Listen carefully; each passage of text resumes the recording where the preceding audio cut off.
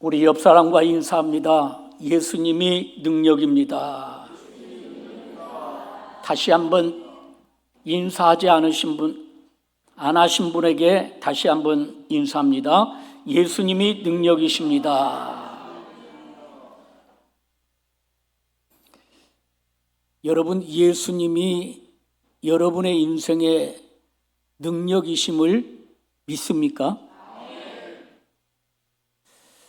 제가 오늘 아침 교회를 오기 전에 기독교 방송을 이렇게 시청하게 되는데 온누리교회에 목사님이 나오셔서 말씀을 증거합니다.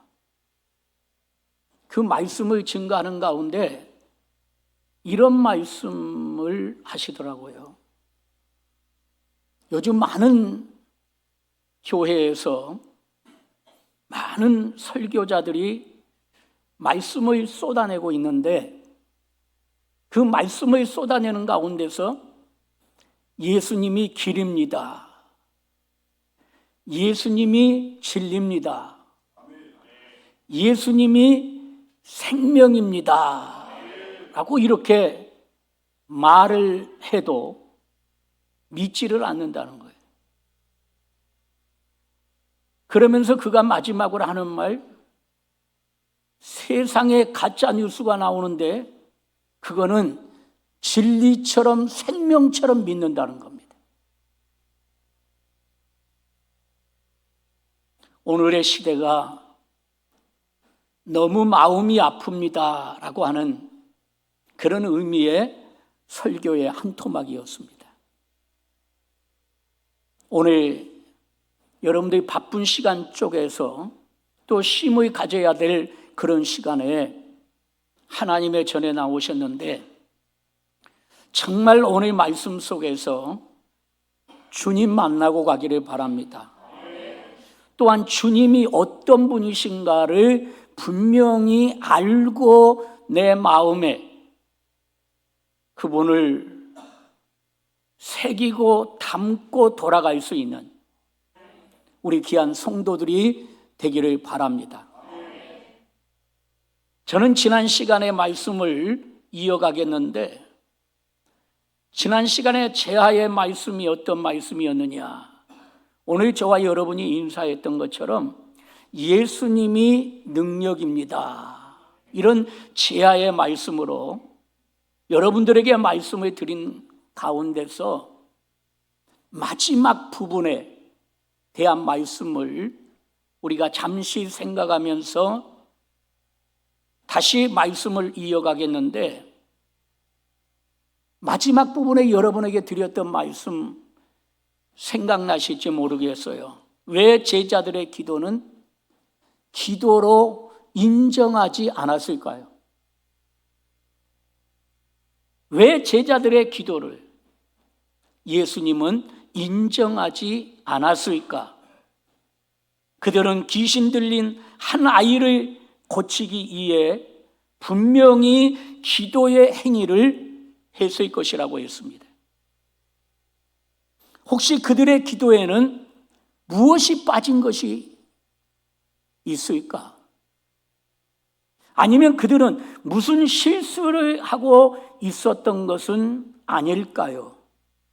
그리고 그것은 우리도 빠지기 쉬운 함정일 수도 있다라고 했습니다. 우리도 수없이 하나님께 예배하고 기도하는 사람들이기 때문이라고 했습니다. 그렇죠, 여러분. 당연히 예배라고 하는 것은 소중한 것이죠. 기도하는 행위 자체도 귀하다고 우리는 할 수 있습니다.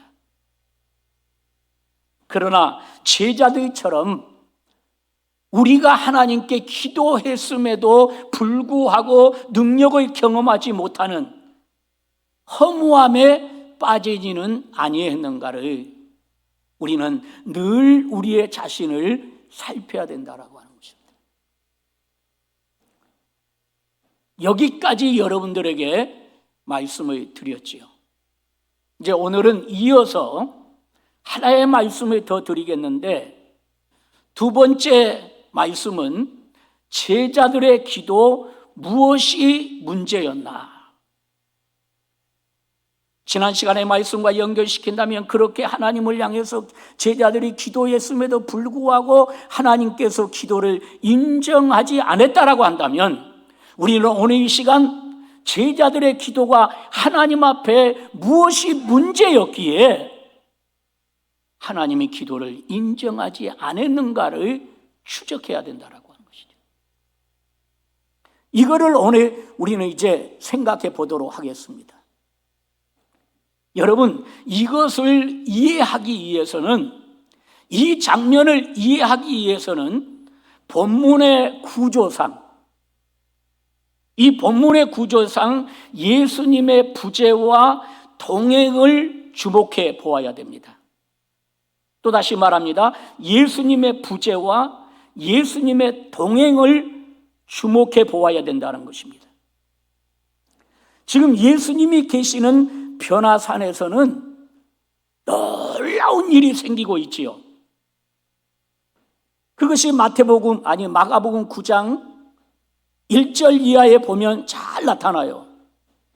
예수님이 세 제자들과 함께 변화산에 올라갔는데 변화산에서 놀라운 일이 일어나, 그 놀라운 일을 한마디로 함축하면 옷이 광채가 나고 변형되는 그런 놀라운 역사가 일어납니다.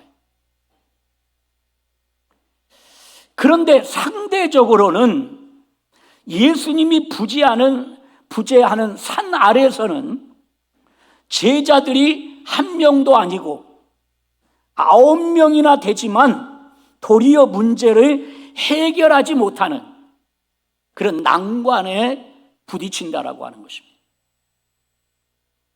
다시 예수님이 산에서 내려오셔서 오늘 본문에 등장하실 때에 문제가 해결되기 시작한다라고 하는 것입니다. 이러한 구조를 통해서 본문은 오늘을 사는 우리에게도 묻고 있는 듯 한다라고 하는 것입니다. 무엇을 묻고 있는 듯 합니까? 내 삶에는 예수님이 동행하는가? 내 삶에는 예수님이 동행하시는가? 아니면 부재하시는가에 대한 물음이다라고 하는 것입니다. 찬송의 가사에도 보면 주 예수와 동행하면 그 어디나 하늘나라라고 했습니다. 그러나 예수님과 동행하지 아니하고 부재하면, 예수님이 내 안에서 부재하시면 우리는 죽음과 사망이라고 하는 것을 우리는 성경을 통해서 얼마든지 보고 알 수 있습니다. 다른 조건들, 오늘 예수님의 제자들의 다른 조건들은 충분한데도 예수님이 내 인생에 안 계신다면 우리의 마지막은 늘 혼란과 문제투성일 것이다 라고 하는 것입니다. 우리는 때로 예수님을 잊고 살아갑니다. 예수님 없이도 내가 원하는 것들이 있다면 충분히 잘 살아갈 수 있다고 여깁니다. 그러나 삶의 중요한 지점에서 우리는 또 확인하게 될 것입니다. 예수님이 내 삶 속에 함께 하시는가, 그렇지 않은가가 삶의 성공과 실패를 결정하게 된다는 것을 말입니다. 그러므로 우리를 포함하여 제자들의 삶은 예수님의 동행과 부재에 대한 선명한 태도에서 결정된다고 하는 것을 잊지 말아야 합니다. 제자들과 예수님의 사이, 이 제자들과 예수님의 사이에는 매우 중요한 사건이 있었습니다. 오늘 본문보다 앞선 마가복음 6장 7절을 한번 볼까요? 자, 오늘 마가복음 9장보다 앞선 마가복음 6장 7절을 한번 같이 읽어봅니다. 12 제자를 부르사 둘씩 보내시며 더러운 귀신을 제어하는 권능을 주시고. 지금 예수님은 마가복음 9장에 등장하고 있는 제자들을 6장에서 부르셨지요. 그들을 부르셨습니다. 그리고 둘씩 짝을 지어서 더러운 귀신을 제어하는 권능을 그들에게 부여해 주고, 그리고 그들을 어떻게 합니까? 전도 여행을 보냅니다.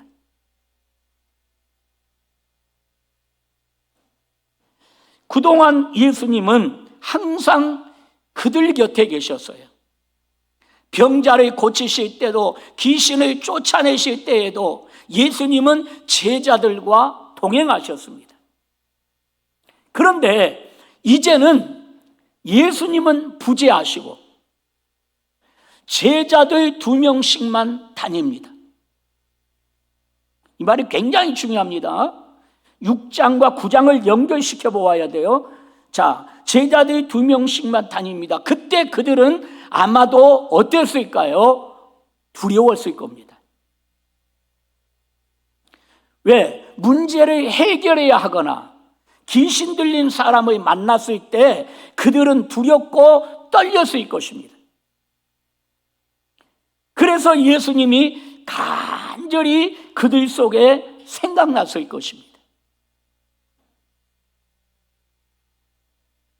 제자들은 예수님과 물리적으로 떨어져 있지만 마음으로는 전적으로 주님을 사모하고 의존하며 한 걸음 한 걸음 내딛고 그렇게 사역을 했을 것입니다. 그런데 그들이 그 여행을 마치고 돌아왔을 때, 무슨 여행이었죠? 전도 여행을 마치고 돌아왔을 때 그 제자들의 모습을 볼래요?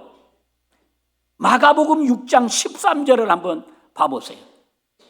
같이 읽어봅니다. 많은 귀신을 쫓아내며 많은 병자에게 기름을 발라 고치더라. 둘씩 짝을 지어서 전도 여행을 가서 병자를 고치실 때도, 귀신을 쫓아낼 때도, 한마디로 표현한다면 역사를 일으켰단 말이에요. 많은 병자들을 고쳤어요. 오늘 여기에 많은 귀신을 쫓아내었다라고 말씀하고 있잖아요. 무슨 말 하려고 그래요? 비록 물리적으로는 예수님이 부재했지만은 그들이 전심으로 주님의 권능을 의지하며 사역했을 때 귀한 열매를 맺었다라고 하는 것입니다. 그들의 성공은, 그들의 승리한 비결은 예수님을 잊지 않고 깊이 사모하고 의존하는 것에 달렸다라고 하는 것입니다. 그것은 그들이 잊지 말아야 될 가치였다라고 하는 것입니다. 그들에게 있어서 가치였습니다. 그리고 이제 마가복음 9장에서 유사한 일이 생기잖아요. 마가복음 6장에 나타난 그 권능을 힘입고 나가서 그들이 귀신을 쫓아냈던, 병자를 고쳐냈던 유사한 일이 마가복음 9장에서 생기는 거예요. 자, 물리적으로는 예수님은 변화산에 계십니다. 3명의 제자들과 변화산으로 올라가셨지요. 그래서 예수님 부재입니다. 그리고 산 아래는 9명의 제자들이 있고 귀신 들린 어린아이 하나가 서 있습니다. 여러분, 이 장면 속에 어떤 생각이 드십니까?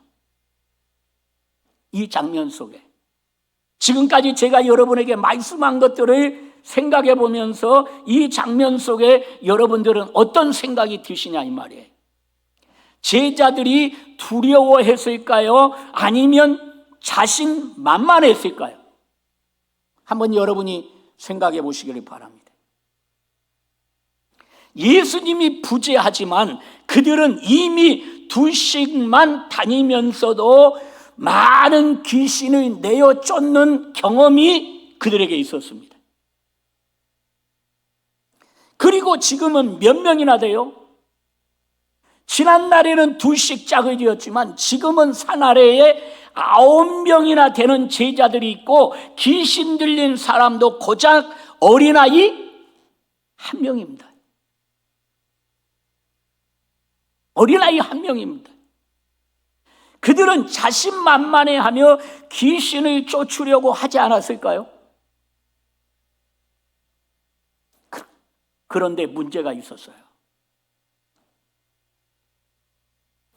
그들은 그들의 참 능력이 예수님께로부터 온다는 것을 잊었다는 것입니다. 오늘 저와 여러분이 놓치지 말아야 될 말씀이 바로 이 장면입니다.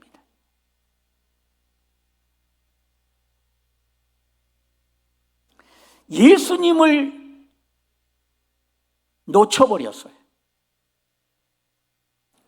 능력이 예수님에게로부터 온다는 것을 잊어버린 거예요. 생각해 볼까요? 왜 잊어버렸을까요?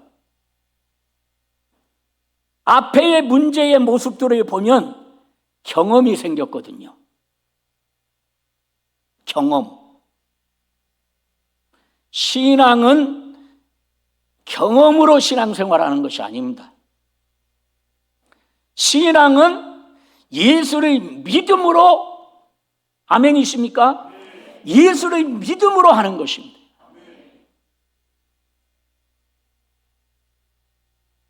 이들이 마가복음 6장에서는 예수님과 동행하고 예수님을 잊지 아니하고 예수님의 이름으로 병든 자도 고치고 귀신도 쫓아냈는데 지금 마가복음 9장에 와서는 예수님을 잊어버리고 자기들의 어떤 경험을 생각하는 거예요. 이것을 다른 말로 표현한다면 예수님을 의존하는 마음이 약해졌다라고 하는 것이죠. 예수님을 의존하는 마음이 약해졌어요. 그런 경험을 한 제자들의 수가 많아지니 눈앞에 문제가 그리 걱정되지 않았다라고 하는 겁니다. 하나의 정도야. 이 하나의 정도야 얼마든지 해결할 수 있어요. 걱정하지 않았습니다.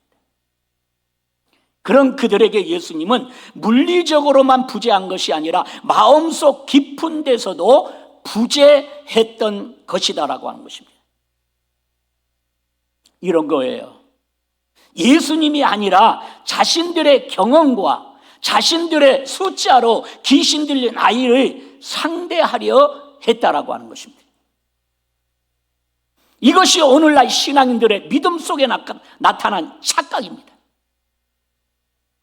또다시 강조하고 싶어요. 신앙은 어떤 경험으로 하는 게 아니에요. 내 안에 예수님을 모시고 그 예수님을 힘입어서 하나님을 찬송하고 하나님 앞에 기도하고 삶을 살아갈 때 우리가 모든 것을 정복하고 이기고 다스리고 승리할 수 있는 거예요. 제가 서두에 온누리교회 목사님이 하신 말씀을 했던 이유가 바로 이 부분입니다.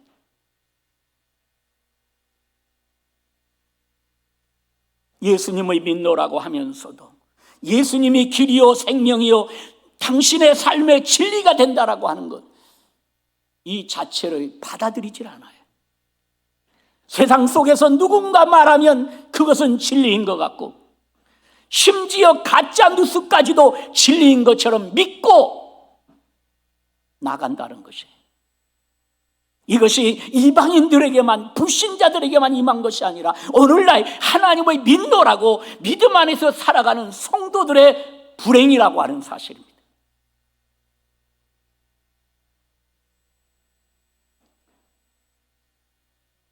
성도 여러분, 예수님이 아니라 자신들의 경험과 숫자로 귀신 들린 아이를 상대하려고 했던 거예요. 이 정도쯤이야 그들이 가진 경험에 의하면 대수로워 보이지 않았을 것입니다.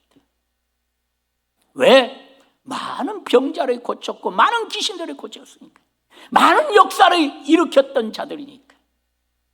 이 한 명, 이건 아무것도 아니야.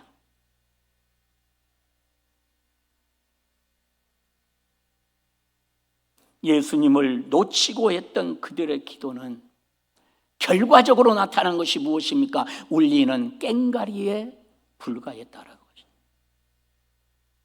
죄송합니다. 이런 표현 한번 해볼게요. 오늘 이 자리에 나오신 여러분들, 예수님이 없는 예배도 있습니다.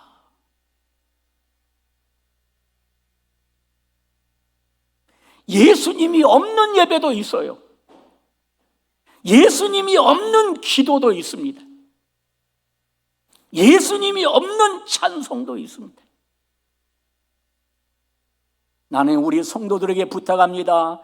예수님과 함께 예배자가 되기를 바랍니다. 예수님과 함께 기도하기를 바랍니다. 예수님과 함께 찬양하기를 바랍니다. 예수님과 함께 섬길 수 있는 자가 되기를 바랍니다.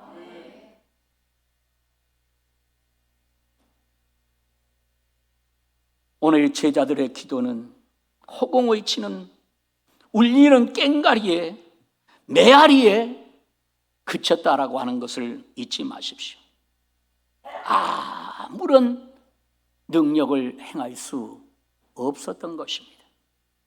성도 여러분, 우리는 여기서 놓치지 말아야 할 중요한 것이 있습니다.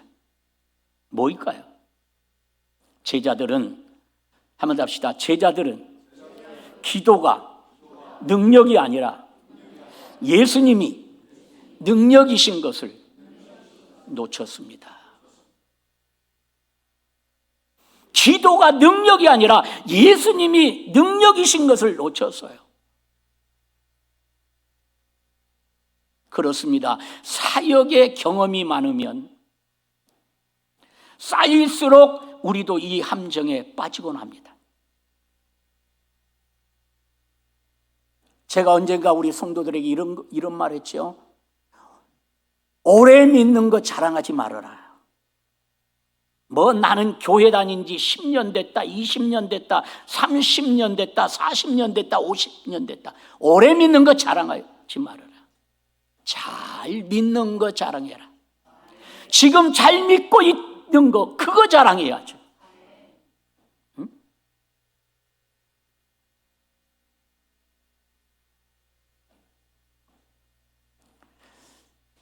자칫 잘못하면 어떤 경험을 통해서 모든 것을 행해 가려고 한다라고 하는 사실이에요.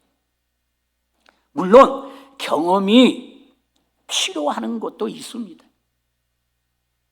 그러나 오늘 말씀에, 마가복음 9장의 말씀에 비추어 볼 때 경험이 쌓이면 쌓일수록 우리도 이 함정에 빠질 수 있다는 것을 보여주고 있는 거예요. 우리가 가진 경험과 재능 혹은 재정과 숫자가 교회를 움직이는 가장 큰 힘이 되고 있는 것은 아닌지 우리는 살펴봐야 됩니다. 성도 여러분, 예수님이 능력의 근원이십니다. 예수님이 능력의 근원이에요. 그래서 우리는 예수님과 함께 동행하려고 늘 노력해야 돼요. 그리하여서 주 예수와 동행하니 그 어디나 하늘나라가 이루어져야 된다. 우리가 일주일에 한 번 주님 앞에 나와서 예배 드리고 가는데 그 일주일에 한 번 예배가 실패의 예배가 된다면 우리는 보나마나 결과는 뻔합니다. 물론 일주일에 한 번이 아니라 수요 예배, 새벽 예배, 금요 예배 나와서 예배 드리는 성도들이 또 많습니다. 그러나 보편적으로 믿음이 연약한 사람들은 일주일에 한 번 나와서 주님 앞에 예배 드리면 그 예배가 다로 생각하기 때문에 제가 말씀드리는 거예요. 예수가 능력의 근원이십니다. 우리가 2명씩 사역을 시작할 때도 경험이 쌓인 9명이 사역을 거듭할 때도 여전히 능력은 우리에게서 나오는 것도, 우리의 경험에서 나오는 것도, 우리의 숫자에서 나오는 것도 아님을 인정해야 된다라고 하는 거예요. 제가 언젠가 이런 말을 했죠. 목회자로서 목회를 오래도록 하면서 목회 정말 내 맘대로 안 됩니다. 이런 말을 한 적이 있어요. 진짜 여러분에게, 하도 요즘 가짜가 많아서 진짜 여러분에게 말씀드린다면 목회는 내 맘대로 안 됩니다. 목회는 철저히 하나님 아버지 앞에 낮아져야 돼, 낮아져. 이 말을 이렇게 표현하고 싶어요. 알아도 모르는 척 해야 돼요. 더 이어가 볼까요? 왜 알아도 모르는 척 해요? 이런 거예요. 하고 싶은 말 다 하면 목회 못해요. 교회가 왜 개척교회에서 무너집니까? 하고 싶은 말 다 하고 살려고 하니까. 제가 우리 후배들에게 늘 하는 말이 그겁니다. 목회는 낮아져야 된다. 목회는 겸손해져야 된다. 하고 싶은 말 다 하면 반드시 당신 목회는 무너진다. 그렇잖아요, 여러분. 목사 한 사람이 성도 10사람을 어떻게 이길 수 있어요? 성도는 할 말 못할 말 다 하겠지요. 옆 사람한테 인사해봐요. 그러면 못 써요.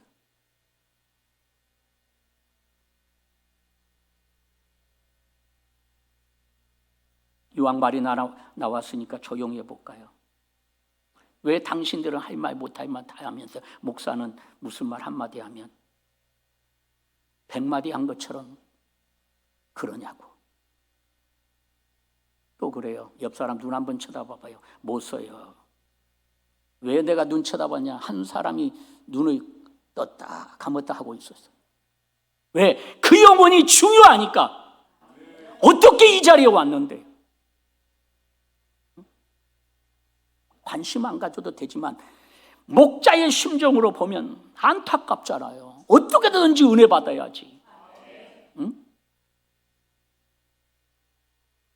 성도 여러분, 주님만이 능력이 되십니다. 그래서 예배도 주님과 함께 드려져야 돼. 기도도 그렇게 해야 합니다. 헌신도 예수님이 중심이어야 된다라고 하는 것입니다. 왜요? 주님의 말씀은 진리입니다. 요한복음 15장 5절을 한번 보겠습니다. 이제 마무리할게요. 15장 5절 시작.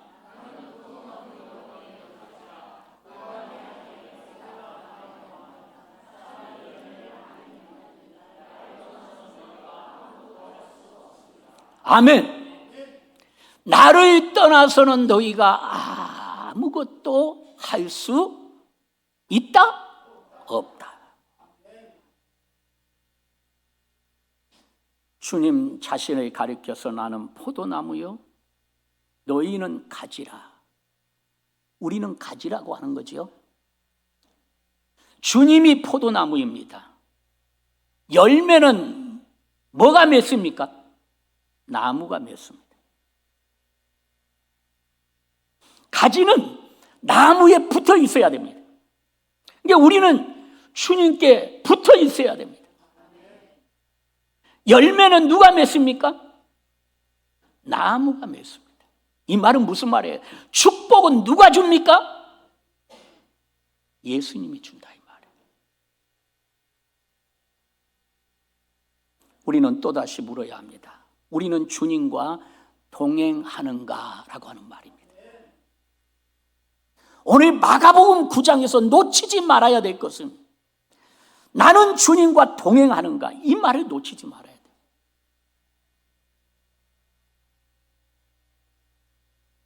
익숙해지는 환경이 시간의 흘러감에 따라서 가지가 된 경험이 혹은 뜻을 함께 모은 사람들의 숫자가, 우리가 모아놓은 재정이 예수님을 대신하게 해서는 결코 안 된다라고 하는 것입니다. 여전히 능력은 예수에게서만 옵니다. 그렇기 때문에 우리의 신앙의 삶에 오직 예수입니다. 살아도 예수, 죽어도 예수, 사나 죽으나 예수입니다. 누구의 고백입니까? 바울의 고백입니다. 무엇 하나 부족함이 없이, 요즘 세상 말로 표현하면 세상에서 땅땅거리며 살았던 바울.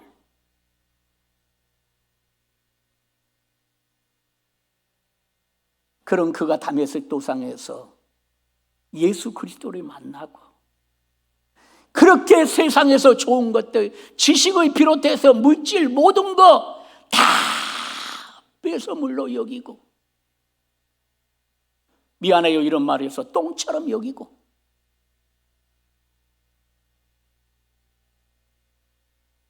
그리고 살아도 예수, 죽어도 예수, 사나 죽으나 예수. 나에게는 예수가 필요합니다. 여러분, 예수가 필요합니까? 예수가 필요하다라고 하는 말은 예수님과 동행하고 있는가라고 하는 것입니다. 주님을 간절히 사모하고 붙들 때 우리는 다시 능력 있는 삶을 살게 될 것입니다. 우리의 경험이나 능력 혹은 규모나 크기가 아니라 주님을 전적으로 저와 여러분들이 의지하면서 살아갈 때 무슨 일을 만나든지 만사형통하리라. 로마서 8장 28절, 우리가 알거니와 모든 것에 합력하여 선을 이루느니라. 예수만이 능력입니다. 예수로 한 주간도 승리하는 우리 성도들이 되기를 주의 이름으로 축복합니다. 기도합니다.